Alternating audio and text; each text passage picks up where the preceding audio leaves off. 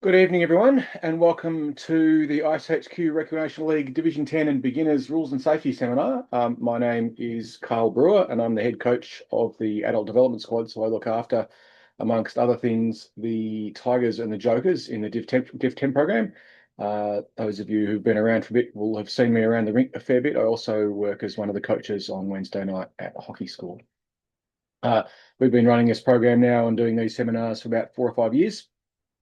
I think we started running the dev program in around about 2019. So I've been doing this for quite a while, and we've seen some changes. Just some housekeeping before we get started into the meat and potatoes of tonight's seminar. It is being recorded, and it will be put up on YouTube later tonight once I've all down converted it and so forth. So just be mindful of the fact that this is all being recorded and will be put up on YouTube. So if you haven't got time, or you know people who wanted to be watching it this evening and aren't able to for whatever reason, then it will be up and available at that point as well.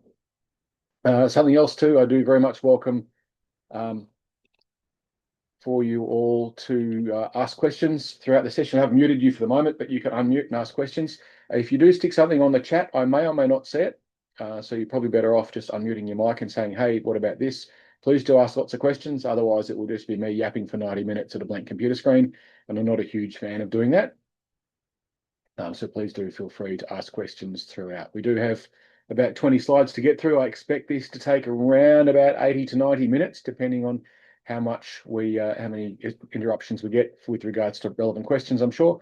And welcome to everyone who is participating in this seminar tonight. I know it's not just for the dev program, it's for anyone who's new to ice hockey at iceHQ. Some of our rules are a little bit different, and a lot of procedural stuff as well.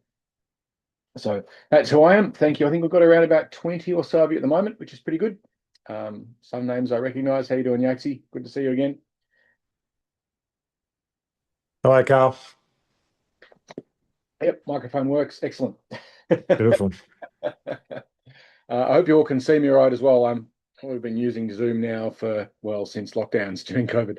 But anyway, I'm still a little bit clumsy with it at times. So just to get started, that's who I am. That's a brief introduction. First of all, we'll sort of jump straight into it and just talk initially about some of the big safety issues. And one of the big ones is the stoppage during a game. When the referee blows a whistle, we stop. We stop immediately. We don't touch the puck. We don't touch other players. We don't take shots at the net. It's considered extremely bad form to take a shot after the whistle is blown, and we'll usually see you penalised. So you don't want to do it. It's in particular, and written there on the slide, I'm not just reading directly from it, but it's a safety issue too. So say, for example, you do take a shot at the net after the whistle's been blown. At that point, the goalie has switched off their brains. They're no longer thinking about the puck, and you shoot a puck at the goalie. There's a pretty significant chance you may injure them. If you haven't had a good look at goalie gear, you'll notice they're very well protected from the front. They're not very well protected from the back. So we have to be particularly careful around goaltenders. So referee blows a whistle, you stop. And they will enforce that very strictly. You will get penalised if you don't, pretty much straight away. So just something to be really, really mindful of.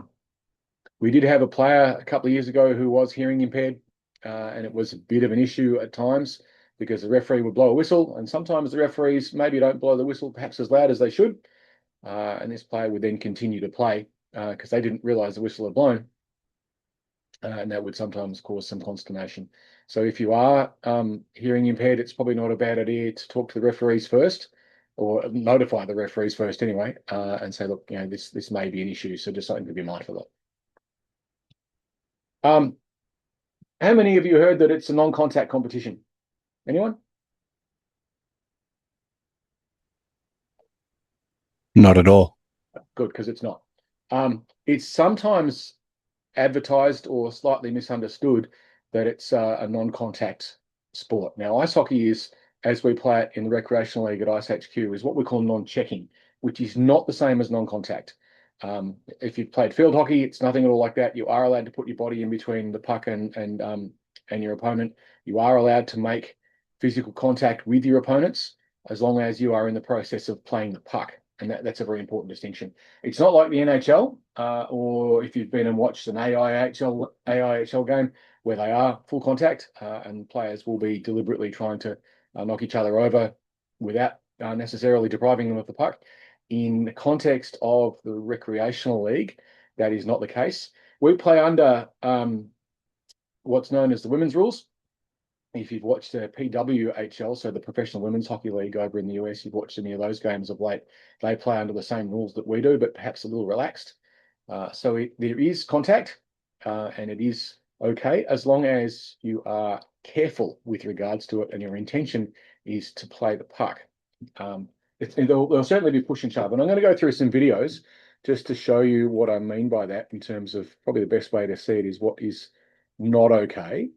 I've just got a video here where you can see, I'll just cue it up.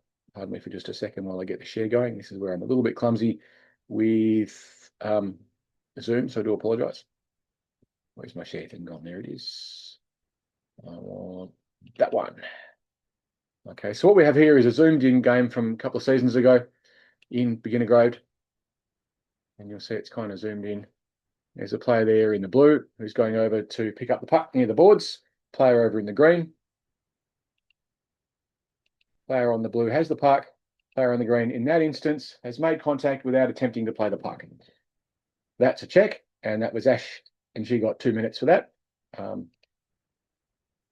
for that particular piece of non-appropriate contact. If she had played the puck first, so we'll bring the puck in, we'll bring the video in and just pause it. So at that point there, if Ash had made an attempt to play the puck, it would not have been a check. It would have been legitimate play. But there's no attempt to play the puck at all. It's just playing the body. And so that is that's a check, and that's against the rules in all of the grades at iceHQ. Other things to be mindful of, if you are in the slot, the slot is the area in front of the goal mouth. So I'll just show you what I mean by that. There's my share button gone again. There we go. So if you're playing up the ice, well, it doesn't really matter which way you're playing it. The area in front of the goal here, sorry about my terrible drawing, that's called the slot. And if you are in the slot in attack and defense, you can consider there to be a fair battle for position, and there will be push and shove, as long as it's not inappropriate levels of push and shove. And that's obviously a little bit of a judgment call. I'll show you some examples of that now so you can kind of see what is and isn't appropriate.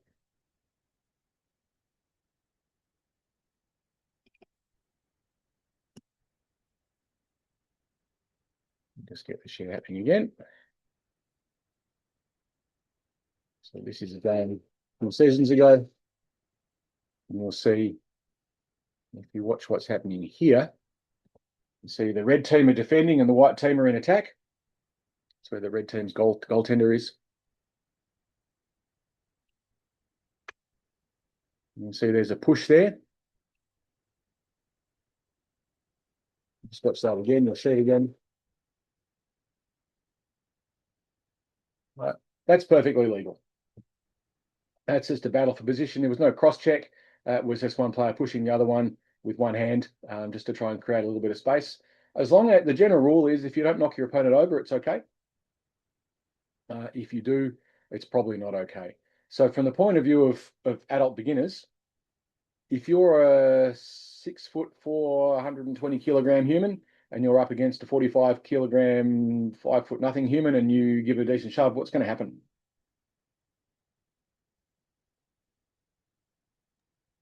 They're going to fall over. Knock 'em. And you're going to get penalized. All right. So you've got to be mindful, and it's also an issue where if you are obviously a bit better on your skates than someone else and you give them a shove and they fall over, again, you're likely to get penalized. So when you are in that position in the slot and you are battling to try and make some space or push the other player out from that space, because that's where goals are scored and that's an area of contention on the ice, you've got to be mindful of the level of contact that you initiate or that you're part of. Doesn't mean you can't make contact there, because you most certainly can and you expect it, but it needs to be measured. And how you go about understanding what that is, you'll get better at through experience. But there will certainly be what's called fair push and shove in that area of the ring. There used to be a chapter in the rule book that specifically went into the details about what you could and couldn't do. That's been removed, or at least it was the last time I read the rule book. It may have been put back. But the idea is that there is the referees will allow more contact and more pushing and shoving in that area in front of the net than they will anywhere else on the ice, because it's a battle for position and you want to be there, and the defending team doesn't want you to be there, and the attacking team does want to be there. So there's it's going to be a bit of a battle. Again, it needs to be measured. You can't overdo it, and overdoing it is always a little bit of a line call. But the general rule is, if you're not pushing someone over, it's probably okay. Or if you're not cross-checking them in the back, so hitting like this with a stick or spearing or stashing or any of those sorts of things, then it's okay. Back to the main page, I think. Oh no, so we've got another one here. Actually, I think I've got another video here we can have a look at. So more push and shove in the net, what is and isn't appropriate. Whoops, come back. Sorry, Zoom continues to do my head in, and I've been using it for years. Another example.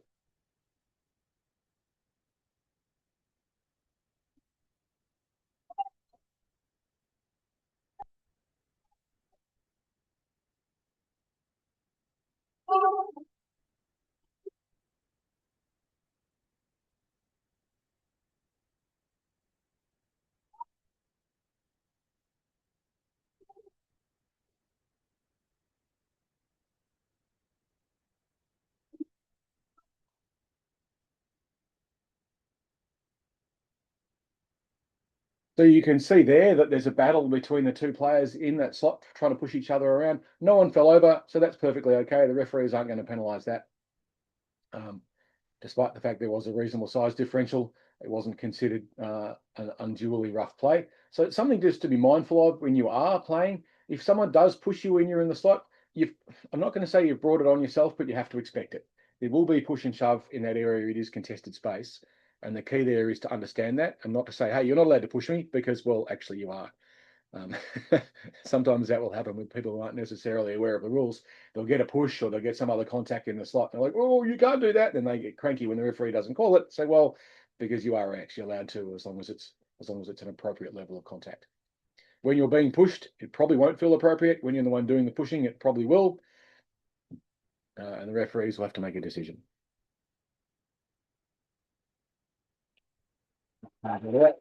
No penalty on that call. Off we go.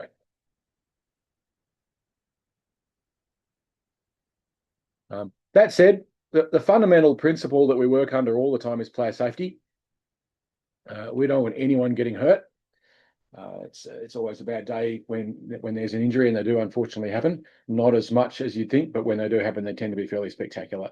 It's not the NHL. We don't allow fighting. If you do get involved in an altercation, certainly in our program, we'll kick you out of the program. So we don't want any escalation. If someone does give you a push or something or other, and you feel wronged, you come and talk to your coaches about it, who will then talk to the officials. There is a review process, and we'll go through all that later. But as a general rule, it's all about player safety, and no fighting, that's for sure. We don't give you 5 minutes and you're laid back on the ice. That's not how it works. If you get involved in a fight, that's it, you're out. So don't, regardless of what happens. Alrighty, off the ice, the recreational league used to be called a beer league. I don't know if any of you have heard of that before. We used to get free drinks at the end of each game. That's been changed now, I think, because there's now more juniors involved. But there is a pool table upstairs in the bar, and so you are encouraged to stay after the game and mingle with your teammates and your opponents, and socialise upstairs in the bar above the game. There's no more free drinks at the end of the games, unfortunately, but yeah, that's okay. In addition, there's a bit of a tradition of partying on in the car park after the game. The rink is very much trying to shut that down. The car park is considered an extension of the ice rink from the point of view of the licensing considerations for the rink, which is a licensed premises. So they do get quite upset if you go out into the car park with a couple of slabs and get into the grog. So we do request that if you want to have a drink after the game, there is a bar. We've got one, and that's what it's for. You're not allowed to bring your own alcohol into the venue. It is a licensed venue. And we also request, especially with late games, that you're considerate when you leave. We've got a bunch of neighbours. There's an old people's home right next door to us, and there's also some residential units. And they can get upset if there's a lot of noise going on late at night. Some of our games are at 9 o'clock and 10 o'clock and 11 o'clock at night, so it does kick on quite late. And if you've ever heard if you don't like the noise of airplanes, don't live next to an airport. If you've ever heard that excuse, well, the rink got a lot noisier over the last 5 years with the growth of the game, and so the people close by to us do have a legitimate concern about noise and so forth. So when we do leave late at night, please avoid the temptation to do burnouts in the car park and depart via Blake Street, which is the long road, rather than down the little narrow sideway. Blake Street's the main kind of run that goes down into the rink. Don't bring your own grog; it ends badly. All right. Any questions so far? How are we doing? All good. Yeah, I'm not boring you too much, I hope. I do apologize. Some of this stuff is a little dry, but we'll get on to, there is some more interesting stuff in a couple of minutes. So the rules we do play under is the women's rule. If you want to discuss the rights and wrongs of whether or not women should have the same rules as men, I would absolutely agree with you, but that's not how it works at the moment. We play under the non-checking rules, which is technically the women's rules.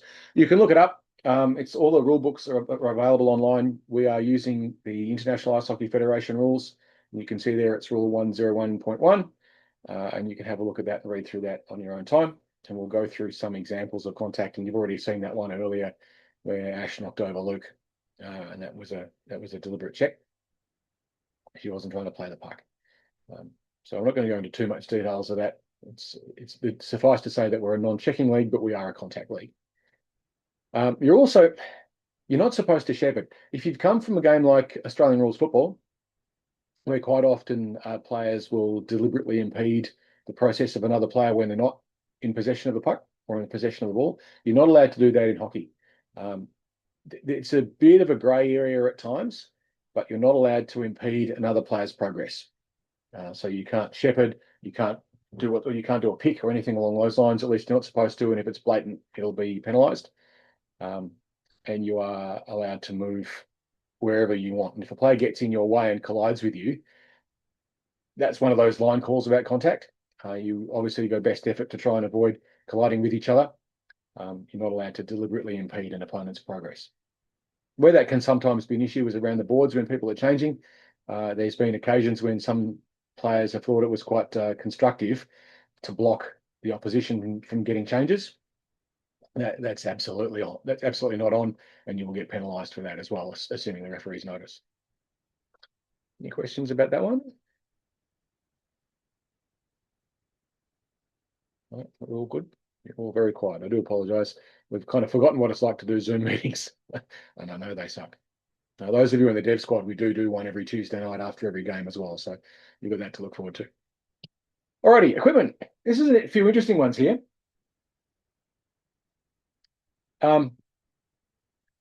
If you break your stick, you're required to drop it immediately.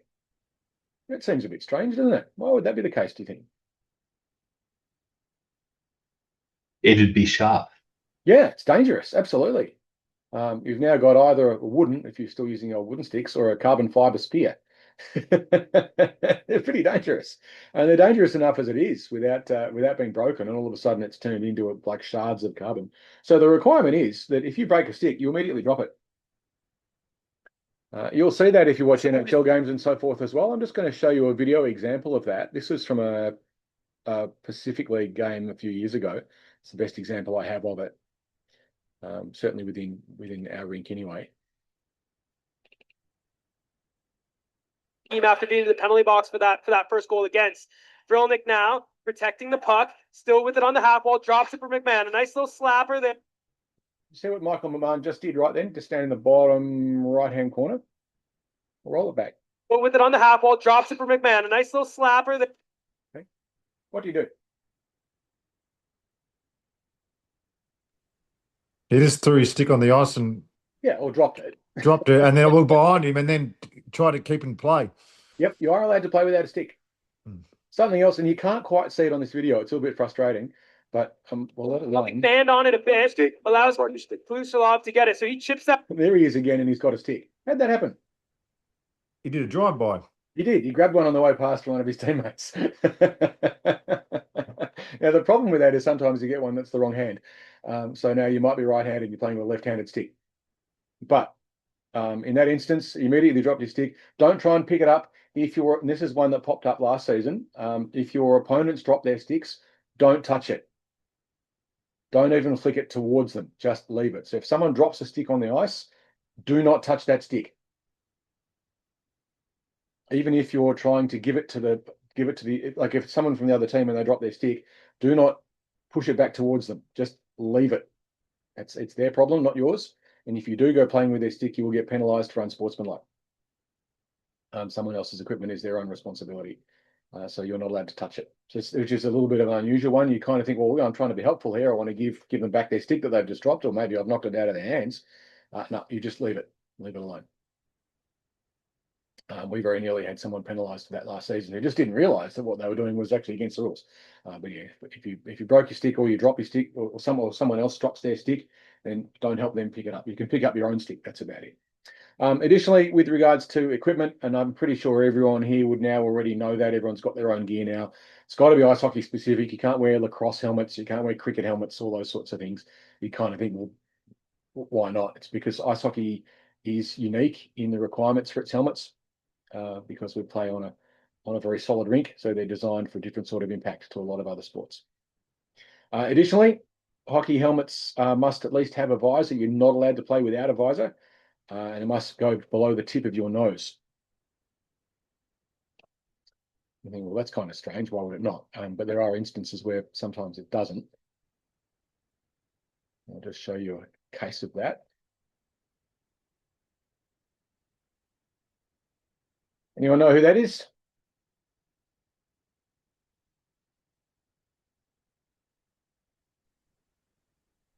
Mr. Connor Bedard.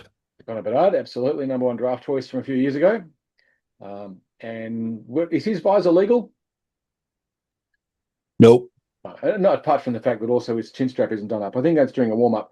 But regardless, that visor is not covering his nose. Now, that said, in the International Ice Hockey Federation rules, women are required to wear full face masks and men are only required to wear visors that go down as far as their nose. At iceHQ, as much as possible, we've tried to level the playing field a little bit more.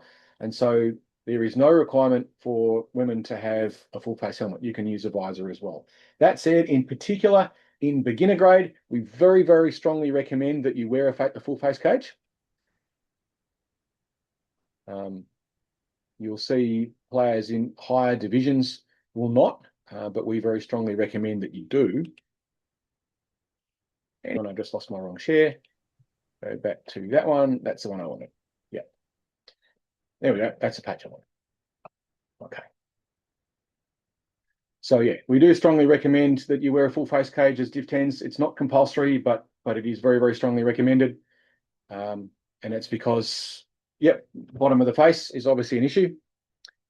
Meanwhile, I just bring my shares back as well. Get that out of here. Sorry, I just closed down the wrong window. All right. So helmets must be specific. If you are going to use a visor, we strongly recommend that you use a mouth guard as well. Again, as you point out, you don't want to lose your teeth. You can see there's a photo of Hayden Dawes, who played for the Melbourne Ducks and is now, I think, playing for the Mustangs. I'm not sure. I don't know whoever he's playing for. And you can see there, he's one of those guys that never actually wears a mouth guard. He just carries it in his gob. Don't do that. It doesn't help. So if you're going to use a mouth guard, use a mouth guard. Otherwise, it's just a choke hazard. The other thing that's been compulsory over the last couple of seasons is you must wear a neck guard for games, for training, for stick and pucks, anything that's actually hockey related. It is a requirement that you have a mouth guard. Sorry, no, a neck guard, not a mouth guard, or you won't be allowed on the ice. And the referees will enforce that. We do recommend that you use a neck guard which is integrated into your shirt. You can get separate ones which are Velcroed on. Those of you with long hair will find that the Velcro is inconvenient at times, quite uncomfortable at times because your hair will get caught in it. In addition, sometimes when the Velcro gets a bit tired, they start to fall off and you end up with them lying around on the ice, and that creates a hazard as well. But yeah, you can get them now. They're integrated into the shirts. You can wear as undershirts underneath them, and they're much, much, much better. And then you forget that you're even wearing it. And of course, your equipment must be secure and well maintained. It seems quite obvious. but it needs to be attached properly and not dangling off. And there's rules about that as well. But the gist of it is, if it's well maintained and so forth, then you'll be okay. Right, miscellaneous rules. A folder for that one. I think I do. Bear with me for just a second while I try and reorganize all these Zoom icons that manage to find themselves into the way all the time. The way thing. Any questions so far, just while I'm trying to find a folder? Kyle, if you happen to have a neck guard that's not in your shirt, like just a standalone one and it falls off, is that the previous rule don't pick it up, or is that pick it up? I'm not sure. I don't actually know. It does occasionally happen. I think generally refs will pick it up for you. Most of the time when they do fall off, most players don't even notice. Yeah, okay. Which is kind of weird. Like, how could you not notice this thing falling off? But quite often they don't. So I'm not certain. It may Okay. be the case, but I don't know 100%. And we'll find out. It happened a couple of times last season inside our team. Refs have picked it up and forced to put it back on again. Okay. So, yeah. Okay. Cool. Thank you. Alrighty. Miscellaneous rules. High sticking. You can see there's a photo example of it. One of the ways to prevent high sticking is not to do what's called pitchforking. I'm going to show you a video of pitchforking so that you can kind of see what we encourage you not to do. How many of you have been told to always have two hands on the stick? Anyone? I've been told. I've been told that. Always two hands on the stick? You ever watched hockey and thought, hang on a sec, these things don't add up? We very much suggest that you don't need to have two hands on the stick most of the time. There are times when you do, but the problem with two hands on the stick, and one of the problems, is that it leads to a skating technique called pitchforking. And pitchforking is particularly dangerous. And here's an example of it. See what happens when you skate along with two hands on the stick?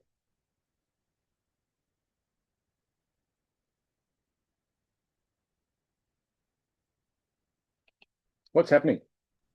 He's forking hay everywhere. That's why it's called pitchforking. Is there a hazard associated with that, do you think? It's a high stick. Yeah, it is absolutely. And someone skating along behind you could quite possibly wear the stick in the face, and you wouldn't even be aware of the fact that you've done it. And there are other reasons for not having two hands on the stick, and that's a coaching issue. But the main one is a safety concern. You should have your stick down on the ice, and you notice that pretty much everyone else in that scene has their sticks down on the ice, except that one waving around in the air, which then becomes a safety hazard. And we would prefer that you keep your sticks on the ice all the time, rather than, in particular here, you can see how close that is. And now, if number 26 in the blue was skating a little bit quicker, she would have worn that stick right in the gob. That would have been a bad day.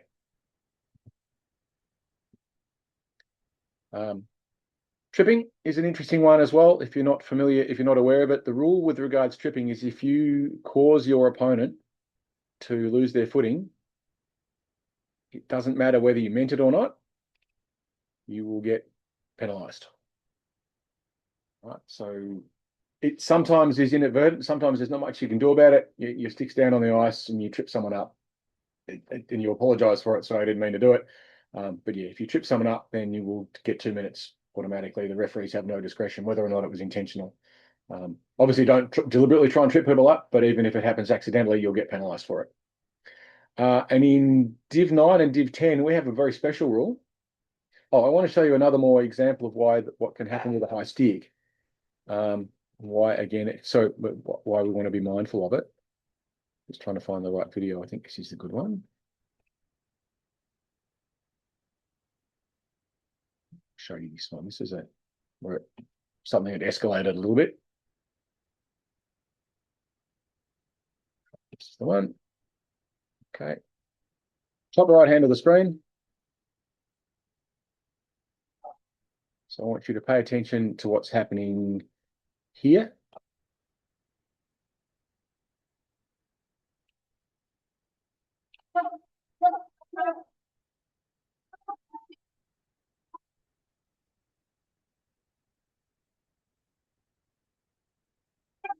Go back and watch it again.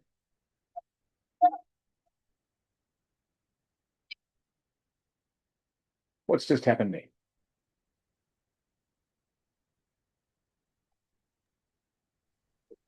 It looks like simultaneous high sticking and tripping at the same time.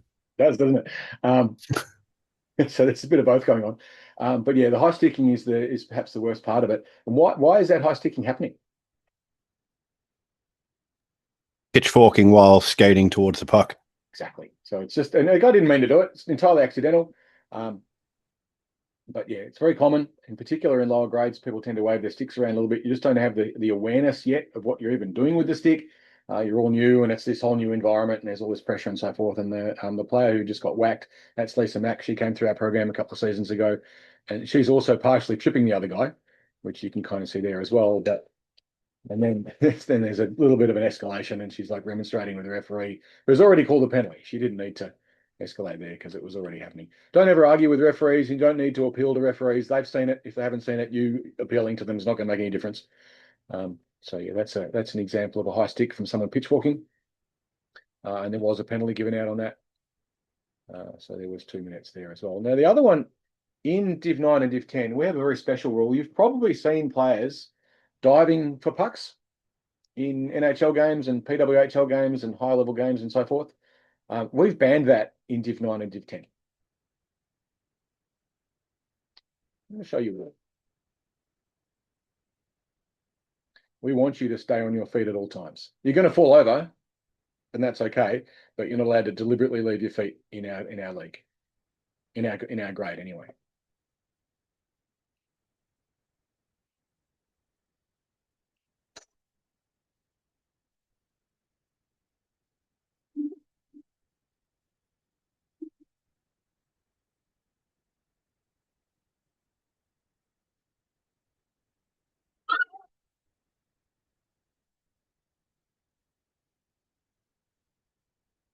So why don't we allow you to dive?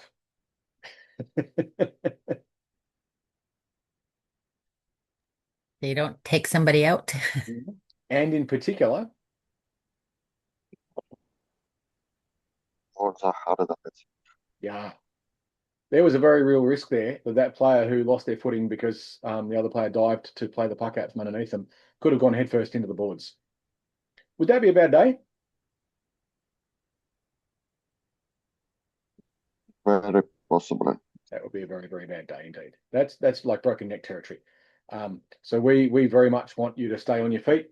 You might think it's a great display of commitment, but you know what? It's just a game. Stay on your feet as much as you can. If you do fall over, you're allowed to keep playing. You don't have to get back on your feet to continue to play the puck, but it's better if you do.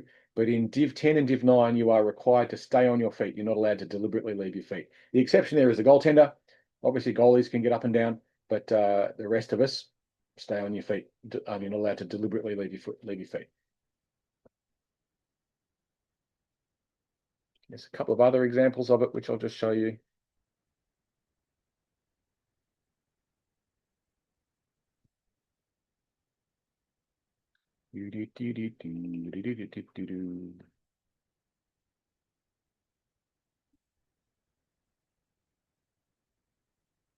Okay, another example there of a player diving to try and play the puck. Stay on your feet. That was a 2-minute penalty.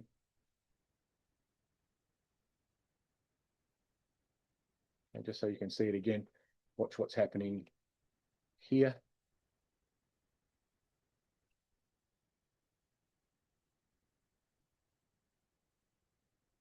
Okay. That's a clear, deliberate dive. So stay on your feet.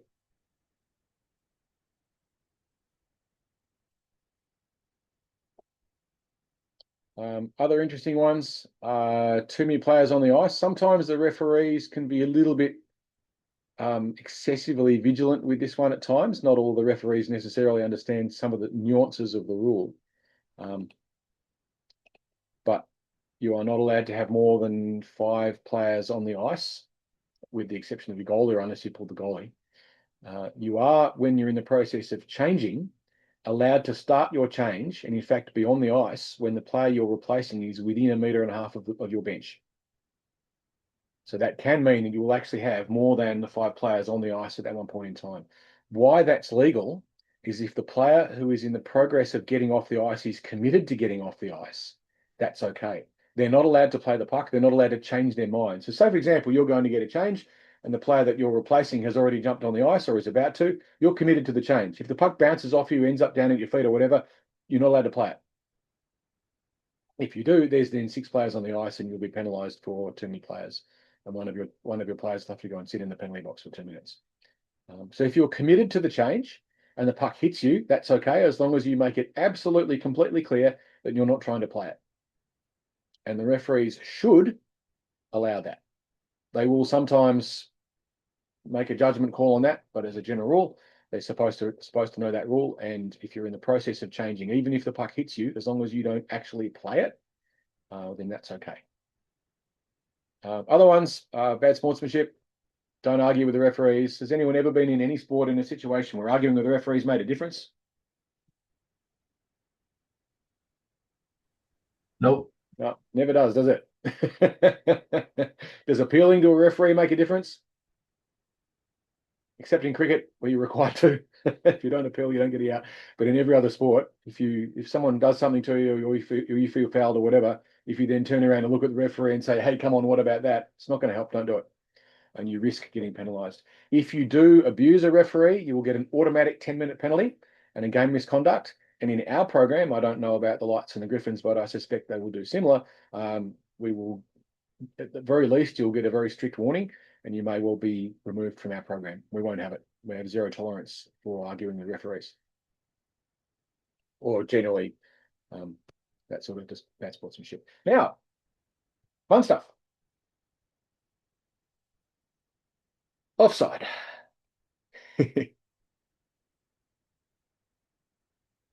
The idea is behind offside that you're not allowed in the attacking zone, so the first third of the rink, unless the puck's in there before you are. One way to think about it is a thing called puck you. In other words, puck, then you go in. And that in itself catches a lot of people who haven't played sports with offside very much or at all. And it can be quite an unusual rule for players who are new to any sort of team sport. And you'll quite often find players getting caught offside very frequently early on in the season. And some really struggle with the rule. And if you're one of the ways to know you're offside is if everyone on the bench is yelling out offside, offside, offside, and you're in the attacking zone, have a guess what's probably happened.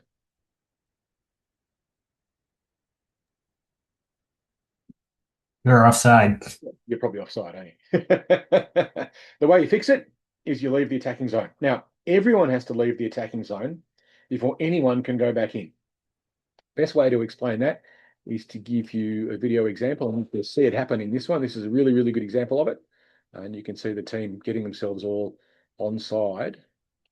And this is on a penalty kill, so you might be wondering why the green team isn't doing anything, but the green team's killing a penalty. The blue team is on the power play, and we'll see what happens.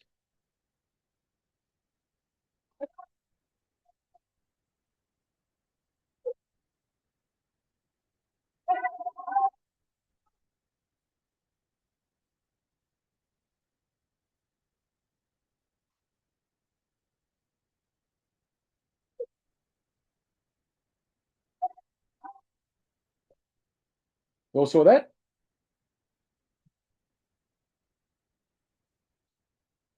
Any questions about that one? Or observations? Good box formation. Yeah, it is, isn't it? It's not bad. Good box penalty kill by the Hazies. It's a little flat, but it's a good box. It's a reasonably good box penalty kill. But yeah, what did you notice that the Mac Daddies, the team in the blue, did?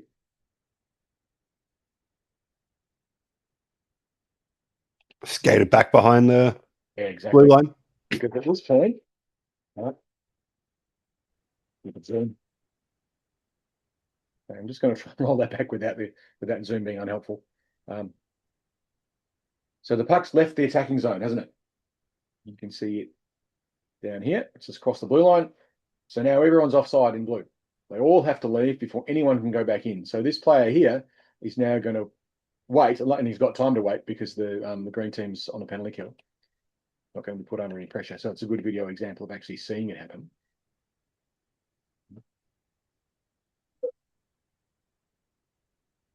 So all come back onside before anyone can go back in again. And that's a really good video example of that happening because it's on a penalty kill and there's no extra traffic kind of floating around to confuse the situation. Yeah, we're doing 9:40, 8:45. We're not doing too bad. About halfway through, I think. Where are we? That's the one. Yeah, there we go. So you can think about it. Puck you, the puck goes in before you do. The puck comes off. Everyone has to go out before anyone comes back in again. There's a bunch of other video examples of it as well. You can find heaps of examples of it online, and we're just using the standard iceHQ rule. And you're only ever offside in the attacking zone.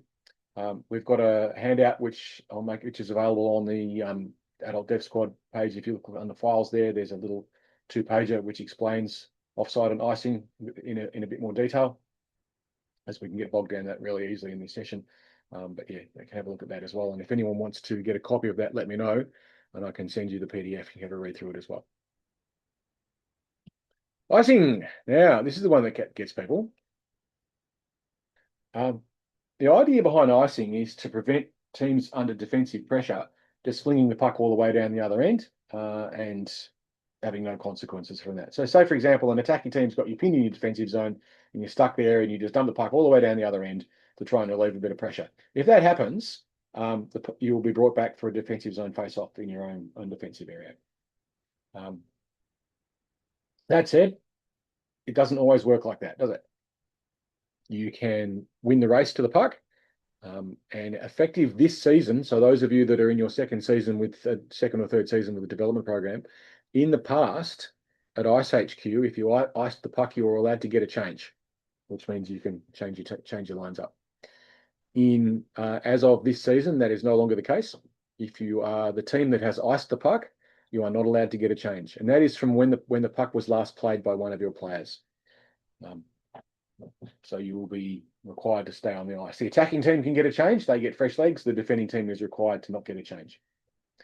You don't ice. There's no icing when you're on penalty kill. So if you've got a player in the box, you can ice away. It doesn't matter. There's no consequences, and you must attempt to play the puck if you are the team that's had the ice puck passed down against you. So say, for example, you're in the middle of the neutral zone, the other team dumps the puck down the other end, and you just let it go straight through your feet and deliberately avoid it.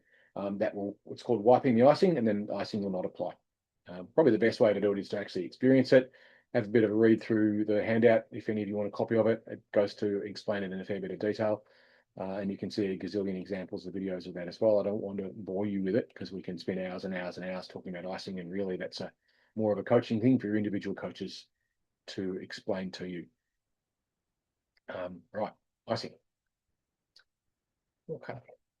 Code of conduct. In the development program, everyone in the development program was given about a 10-page PDF, which roughly a third of you bother to read. And it has a code of conduct. Again, I'm not going to read it to you. You've all got copies of it, and I'm sure that the Griffins and the Lights will have their own codes of conduct. I'd be very surprised if they don't, which talk about a lot of different things about basically how you report yourself on the ice and off. There are social media rules. You're not permitted to disparage the league or the referees or other teams in social media. We will be banned from our league. But as a general rule, it's just, don't be aggro. Enjoy the game. And that's really the gist of it. And everything kind of leads through that. And be aware that, in particular, in beginner grades, if someone runs into you and knocks you over, there's about a 99.9% chance they didn't mean it. None of you can skate. You're going to crash into each other. You're going to have situational awareness issues, and don't escalate whatever you do is a general rule. So I'll show you. There's a good one here. I think this is the video. This is the one. This happened a couple of seasons ago in a game between the Southern Lights, no, the Griffins, sorry, and what's that red team? The red team is the Jokers. That's the one I should know. This was a couple of seasons ago. Watch what happens. And more of this.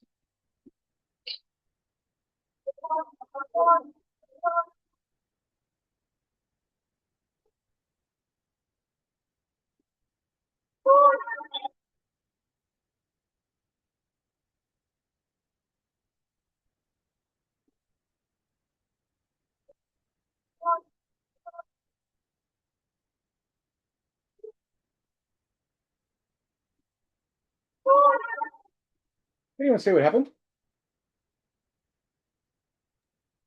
They tapped him on the back of the legs with a stick after they Yeah, tapped has been kind. flashed. That's the best. Now, what do we know about our shin guards? Where are we padded? The front, not the back. Padded on the back, are we? That can that's a big no-no in particular. But prior to that, The Joker tripped over someone's stick, wasn't looking yeah, where he was going. exactly. It wasn't Well, I mean, intentional at all. there was a bit of mutual responsibility there, but there was a trip. We'll wind it back a second, you'll see it. Right. So in that instance there, one of the Griffins players has tripped over one of the Joker's players. Okay. That would be penalized for a trip. Okay. Unintentional, didn't mean to do it, just basically using a stick to maintain balance and then tripped over the Joker's player. It takes a ton to appeals to the referee. We know not to do that. Referee says, turns around and slashes the wrong player. Yeah. It's not even the right player. Ah.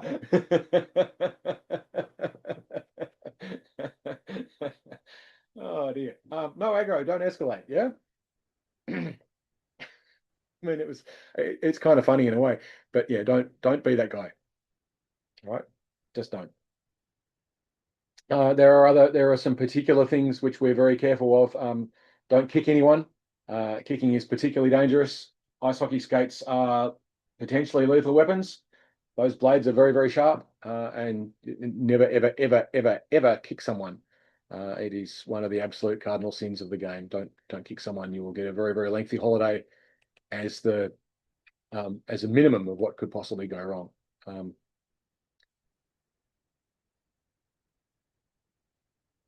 got another one here. Here's another example of an escalation that shouldn't have happened.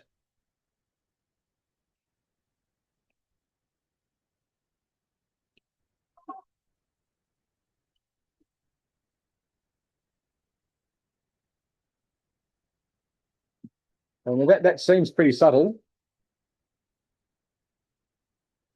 Okay, but in this particular instance, two players both playing the puck, they've got tangled up.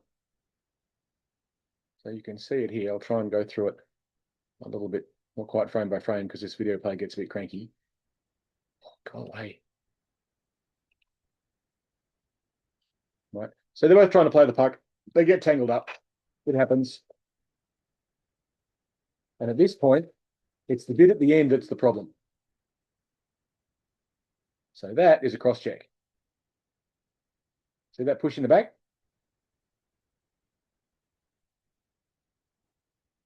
That was a 2-minute penalty. Innocent enough collision. They got tangled up. They were just trying to hold each other up by falling over. Again, beginners, it happens.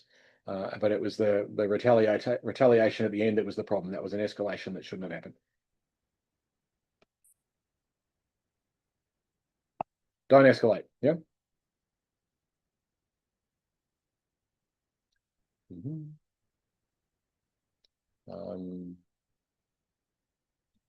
Here's an example of some more poor sportspersonship, for lack of a better. On share, where'd you go?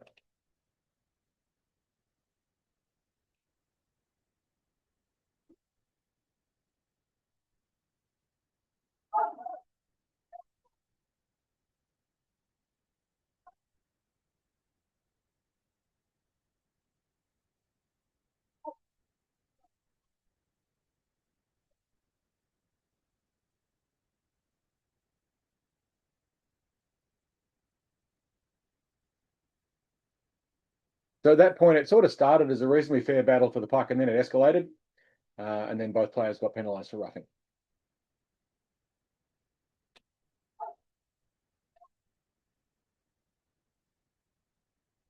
Luckily, it didn't escalate any further than that, but both players got a couple of minutes. All right. Oh, golly, time flies when you're having fun.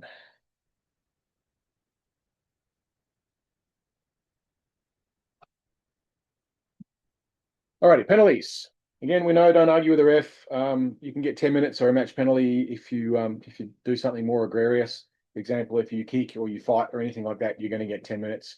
You're going to get kicked out of the game and you'll get suspended. where was I? Any abuse of officials, abuse of your opposition. We don't like. You've all heard the expression. I'm sure most of you have heard of chirping. Chirping is where you heckle or abuse your opponents. In our league, in particular, in Div 10, we very much frown on that. I won't tolerate it in my program. I'm pretty sure that neither the Griffins or the Lights will tolerate that as well. And when you score a goal, you don't skate past the opposition bench and mock them. All right? You can celebrate with your team. You don't mock or tease the other team. It's a no-no. Do not do it. That's a piece of bad sportsmanship that we won't tolerate. So basically, be nice. If your opponents do something dumb, fall over, get a penalty, whatever it is, don't celebrate their mistakes. You're making plenty yourselves. So yeah, basically, always be respectful to your opponents and the game and the referees. And that's really the gist of it. Alrighty, penalty kills. So you've been naughty, you've done something wrong. Hopefully, it was just something like a trip, and you didn't mean it.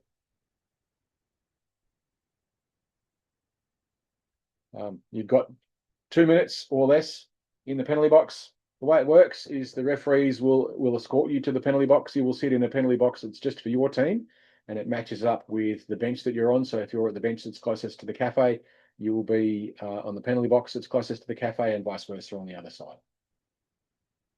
The time scorekeepers will keep you in there until your 2 minutes is expired, and then they will open up the gate and let you back out. You can't open up the gate yourself. They're required to do it for you. The penalty is also wiped if a goal is scored. So if you're on the penalty kill and a goal is scored against you, then you will then be allowed back on the ice. But that will be done by the scorekeepers. They will let you back on. When you're in the penalty box, don't jump up and be a clown. Sit down on the seat. Just chill out and behave yourself. Don't heckle or get involved with the scorekeepers. They're doing a job. They're trying to concentrate on the game. The last thing they need is someone sitting in the penalty box having a tantrum.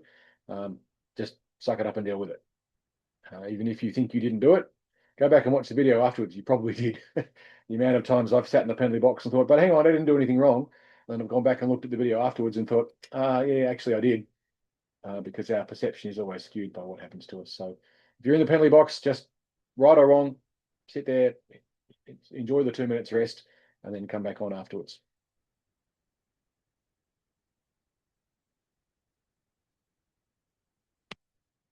Alrighty, our rules come down from the International Ice Hockey Federation rulebook.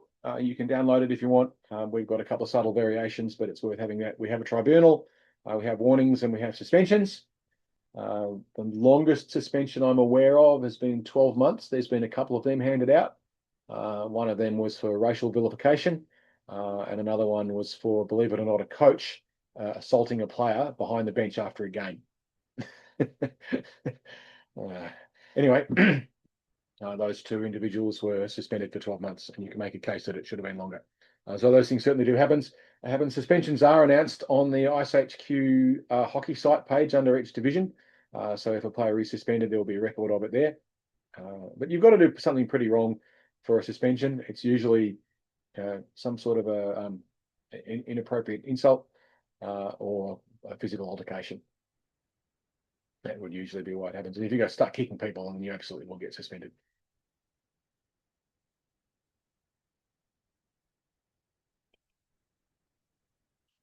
So we said rules and safety, didn't we? We've gone through the rules. Now we're going to talk about safety. The hardest thing on the ice is the ice. I'm going to show you some videos throughout this segment, which I've got permission from the people who are in the videos who were injured to show them to you. And though, in particular, some of the more dangerous aspects of the game. But again, as I've mentioned a few times throughout this session, it is absolutely critical that you do not kick or push your feet at anyone at any time. Those skates you have on your feet are incredibly dangerous. There's a reason we're all wearing neck guards now. Anyone know what it is? Player died. Yeah, player died. Absolutely. Now, not at iceHQ, and it was in a professional league in the UK, but it does occasionally happen. Skates are very, very dangerous, and if a skate does slash you, then it can cut through most of your gear and sever arteries. So yeah, be very, very careful with your feet. Another reason why we want you to stay on your feet as much as possible. But yeah, just keep your feet on the ice, and whatever you do, do not ever be tempted to kick someone. It will end very badly for everyone involved. Here's an example of it. This happened a couple of weeks ago. And the player got, I think, was lucky. I think they only got 5 weeks, which to my mind is possibly a little generous.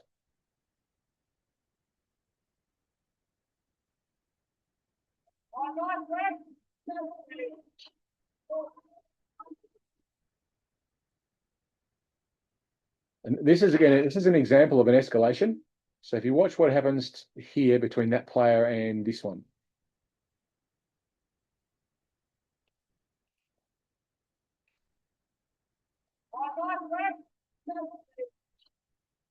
All right. So the player who's on the ice got cross-checked in the back. That shouldn't happen. But the kick afterwards, that's a big no-no. That was 5 weeks, and I think she was lucky to get 5 weeks. So yeah, that's no.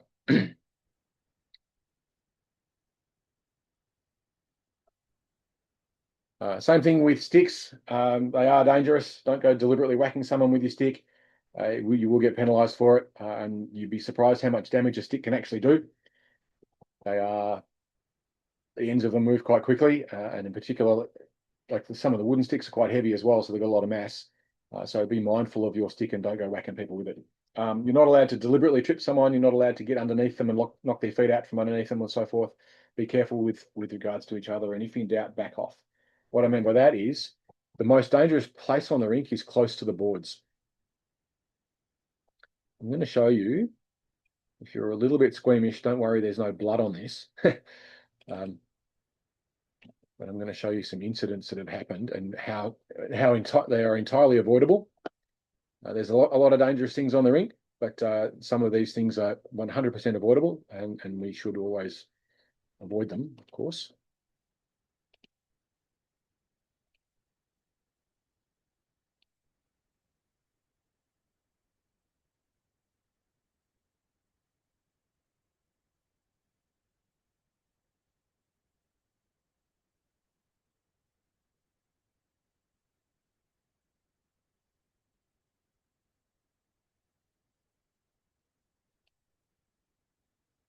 What happened?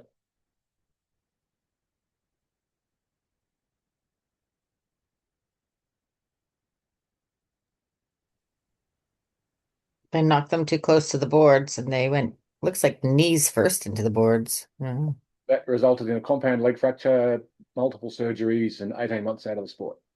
Whoa. Not a good day for Naomi. Now, it happened because, and you can see here straight away, and this is where everything is always a little bit of a judgment call. So Naomi turns around there and looking at the way she's skating, is she particularly good on her skates? No. No. Okay, so you know straight away, this is a beginner. If you make contact, probably going to fall over. Back off. It's just a game of hockey. But instead, they've both got white line fever. In they go. Boom, Clyde close to the boards. Legs get swept out from underneath. You go feet forced in the boards and you break a leg. Right, and that's exactly what happened in that incident. Naomi lost. I'm not sure if Naomi ever actually came back to playing hockey again, but she spent a long time recovering from a couple of surgeries with some pretty nasty leg break.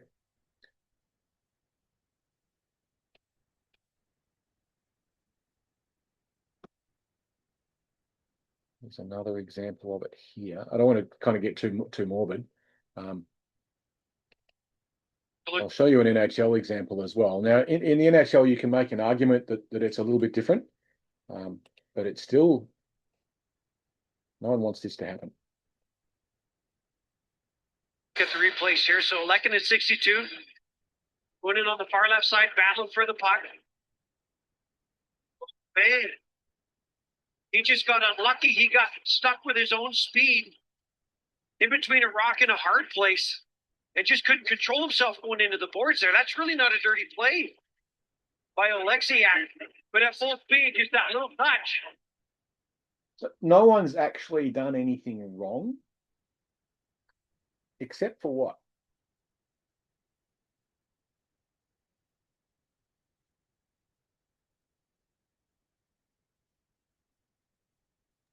He was unable to stop himself.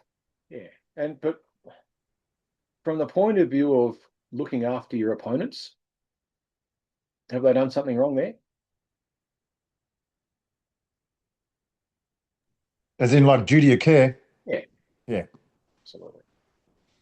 Not illegal, but not, that guy could have broken his neck. They could have killed him. Right? It's just a game of hockey. It doesn't matter that much, back off.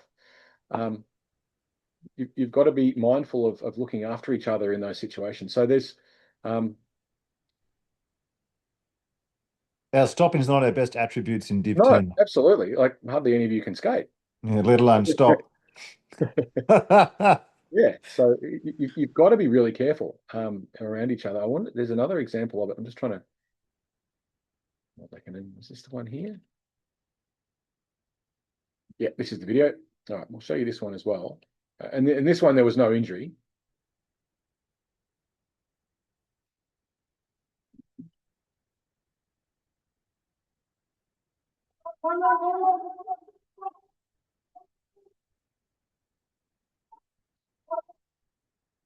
But you can see that, can't you? Right, what's happening here?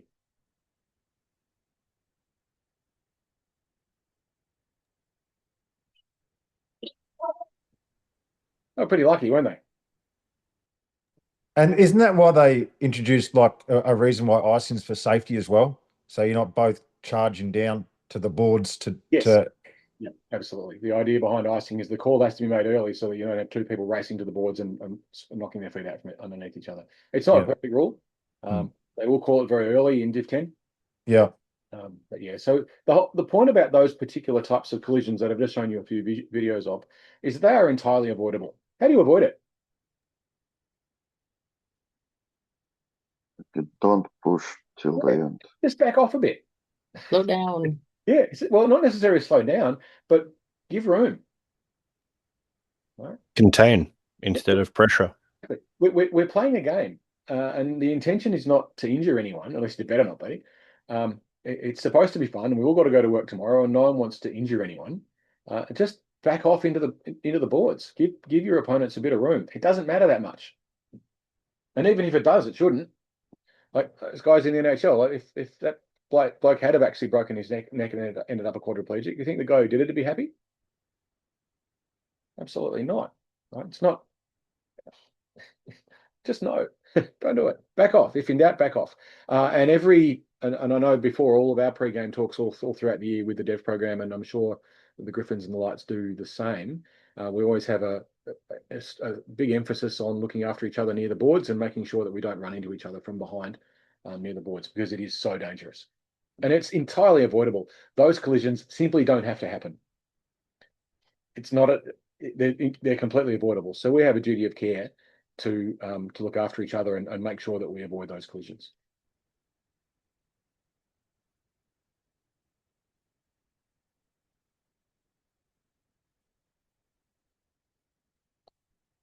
So if in doubt, back off. We're getting close to the finish. Concussion. Right. It's become a bit of a big deal in the last few years, and appropriately so.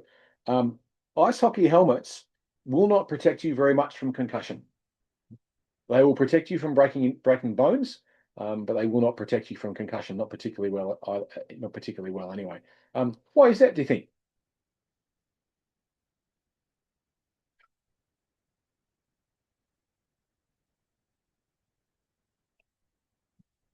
Anyone got any guesses as to why they don't protect you very well from concussion? It doesn't stop your head from the sudden shock of the hit. Absolutely, yeah. And they can't really.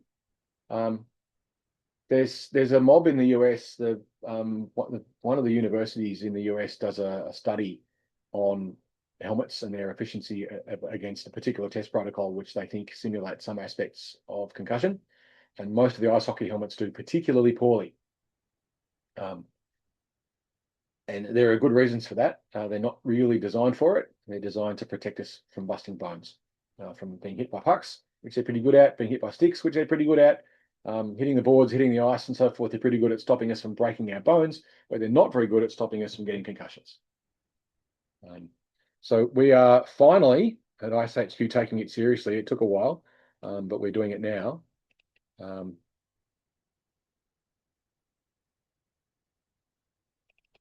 think I've got, is this the one? Yeah, here we go. I can vouch for the person receiving the concussion in this particular video because it's me. So I can show you this one without fear of anyone complaining. Number 80 there in the blue, that's me. Bang. Oops. Good night.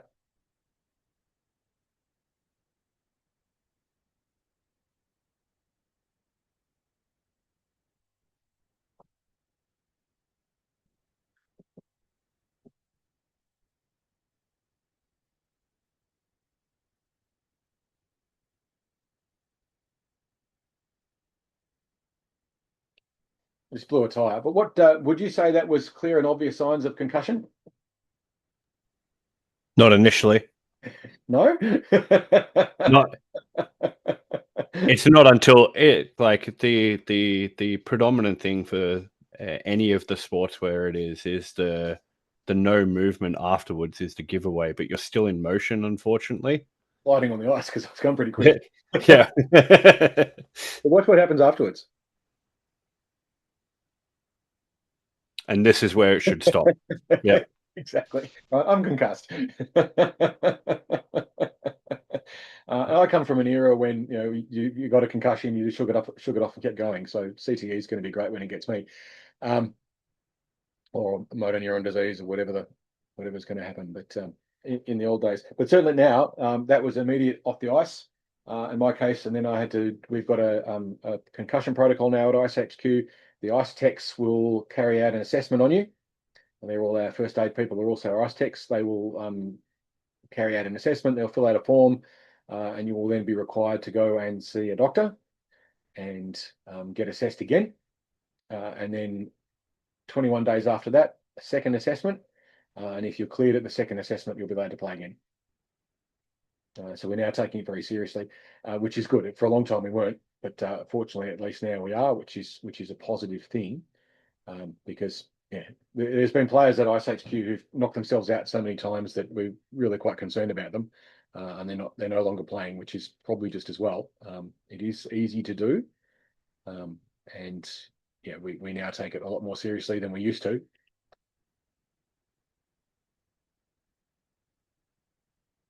So you get an assessment, you'll be a minimum of 21 days off the ice, and you are required to have a medical clearance to come back and play again. Now, the problem which we haven't been able to solve is that it's not coordinated across the other leagues. So there are, at the moment, at least 4 leagues of ice hockey playing in Victoria. You've got our recreational league, you've got IHV games, you've got the 2 leagues happening at Oakley, which are more or less serious about how they take their safety, and we haven't been able to coordinate this across the leagues. So at the moment, you can get a concussion at iceHQ and then just go off and play IHV or go down to Oakley and do whatever they do at Oakley, and there will be they won't stop you from playing.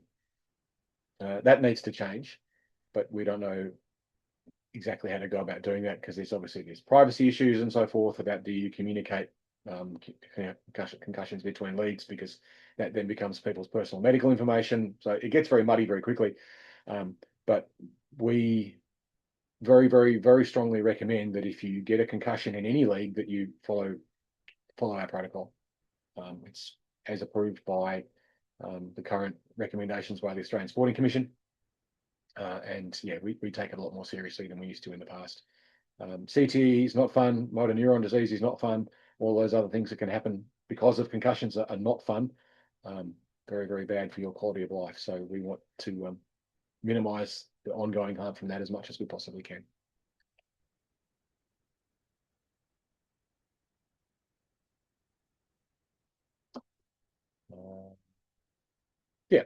That's all that stuff. You can read through the report through the Australian Sports Commission about it, and again, it continues to be an ongoing issue in all sports. The AFL at the moment are tearing themselves to bits about it because there's a bunch of players now who are all starting to sue the league over injuries they've received in the last 10 or 15 years or so.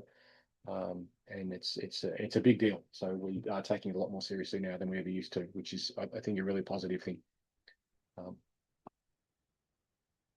but it is, unfortunately, it's a risk of playing the sport, and that's one that we can't totally eliminate as much as we would like to.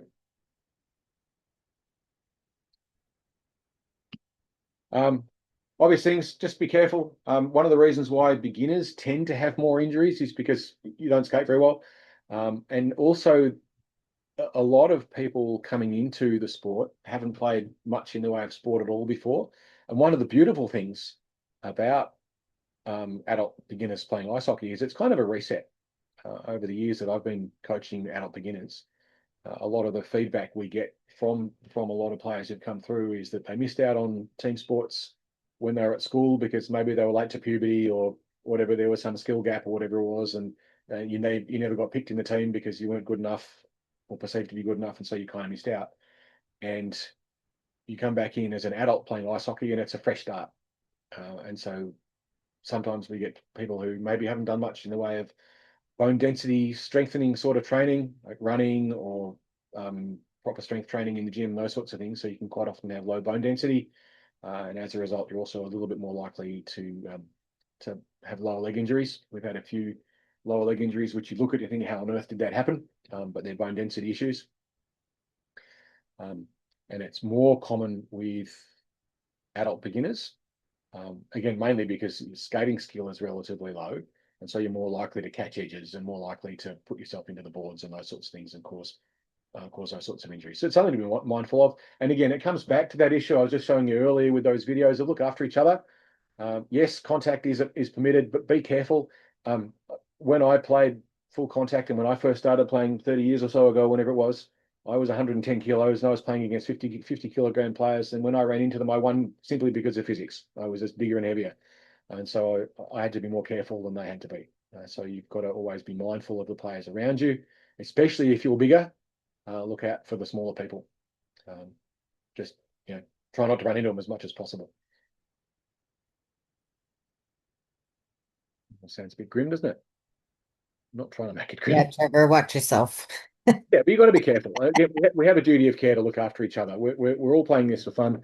We're trying to look after each other, and there's a whole heap of habits that we can use, that we can develop to be safer.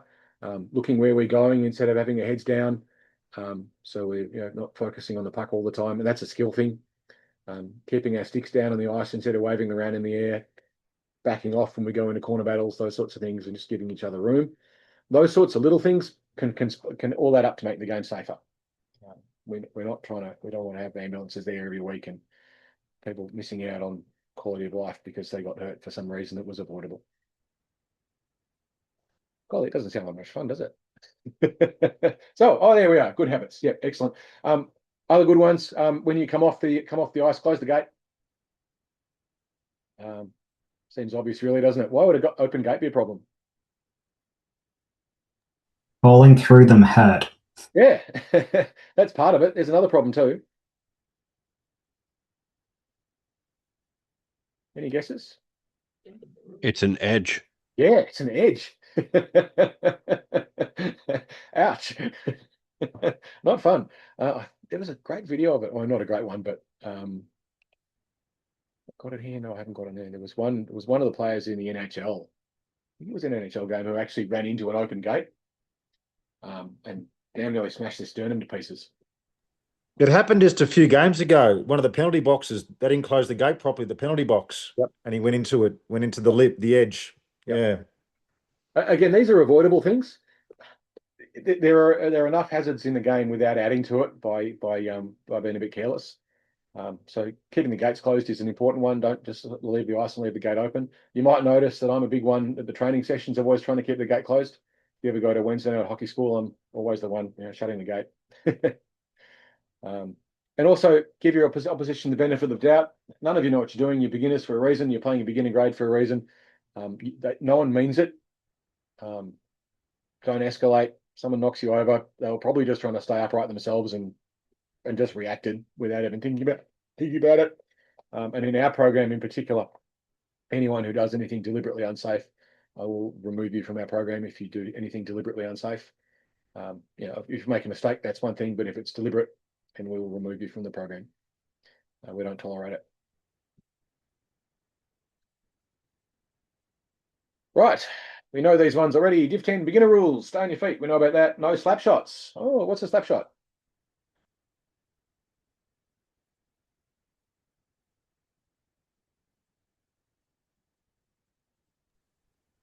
Oh, it's a decent. Oh, go on. You go, please. Oh, it's generally a decent wind up where you lift the stick up above your knee, or half your body up above your waist. The way it's defined at iceHQ is if you lift your stick up above knee height to take a shot, it's a slap shot. You're not allowed to do them in Div 10 or Div 9. And you might think, oh, hey, that's not very fair. Why can't I? And it's partially ironic because unless you've actually got a really good slap shot, most of the time it's a complete waste of time anyway, because it's slow and it gives the goaltender plenty of time to get organised. So it's not particularly effective anyway, unless you're really good at it. And I can pretty much guarantee you that none of you are. Getting a good slap shot is not an easy thing to do. It takes a lot of practice and a lot of training to be able to actually have an effective one. So we do have slap shots are not permitted in beginner grade, but that's mainly a safety thing because if you did actually have a half decent slap shot, half the players can't get out of the way of it, and again you risk getting hurt by a puck. We don't want that to happen. We enforce the icing rule early, or at least the referees are supposed to. Usually they do. So if you're racing to shut down an icing, the referees will blow it up early. So you might think, hey, hang on a sec, I was probably going to win the race to the puck. If the referee blows it up and says, back for an icing, it's because they're trying to look after you. They don't want you going headfirst into the boards at the other end at full speed because you can't stop. And the other one, which is really important, and that's the last kind of point, probably fundamental right to the whole start of it, is just keep it real and have fun. We're all playing recreational sport. We're paying to play. We're not being paid. None of you are going to end up playing in the NHL. I promise. It's Come on. just not going to. Unless it's a night hockey league, You missed that. not a national one. Exactly. I mean, there might be something like that, but no. So we're there to have fun. We want to enjoy the game. Now, having fun means different things to different people, of course. But the idea is that we want to have an enjoyable experience. We want to improve. We want to play as best as we can, or whatever particular chunk of how you define fun happens to be. But yeah, look after each other, enjoy the experience, and make it a positive experience for everyone as much as we possibly can.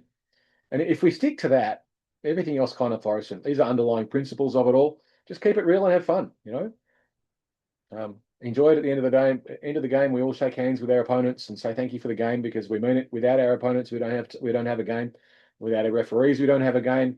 Without our scorekeepers, we don't have a game. Without the rink, we don't have a game. Please avoid the temptation to go into the rooms after the game with it and have a tantrum and start smashing things. People do it, believe it or not. And it's not helpful. It's really not helpful. So try and regulate those emotions as best you can. It is an emotional game at times. It is can be pretty high pressure, but try and manage it as best we possibly can. And I think that's it. Yeah. That's all I got. Any questions? Anything I missed? Anything you want to go into and have explanations? You've got me for about the next 10 or 15 minutes if you want.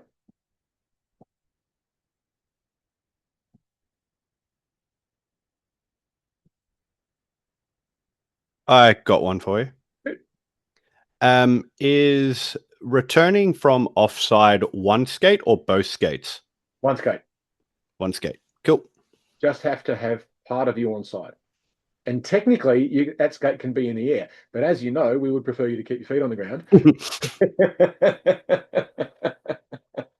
But yeah, just one skate has to touch the line. Quite often what people will do with an offside is they'll come barreling up and completely cross the line and end up halfway down the other end of the rink just to get back on side. You don't have to do that. You just have to get one skate on the blue line. So you can turn. If you're smart about it, you skate up to the blue line and you turn and you skate along the blue line, wait till all your teammates are on side, and then you cut back in again and you keep your speed that way. But that's not going to always happen.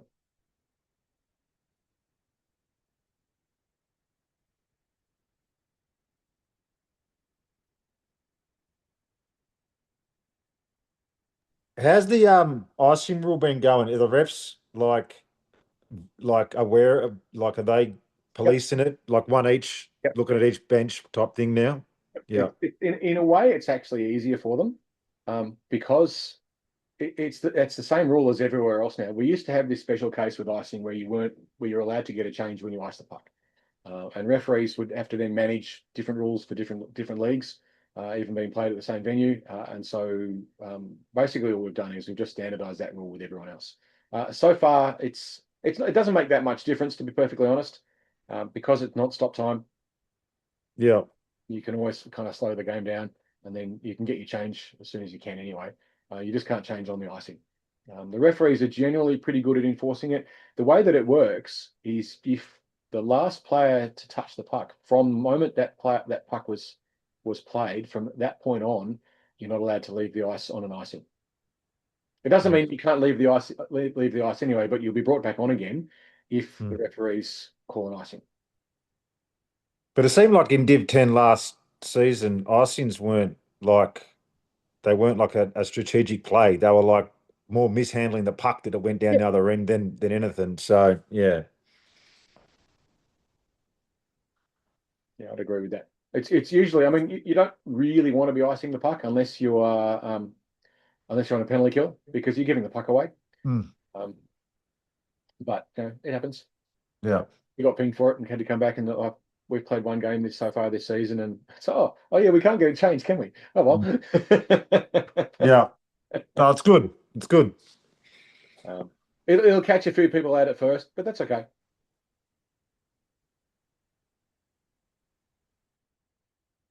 Anything else? You all good?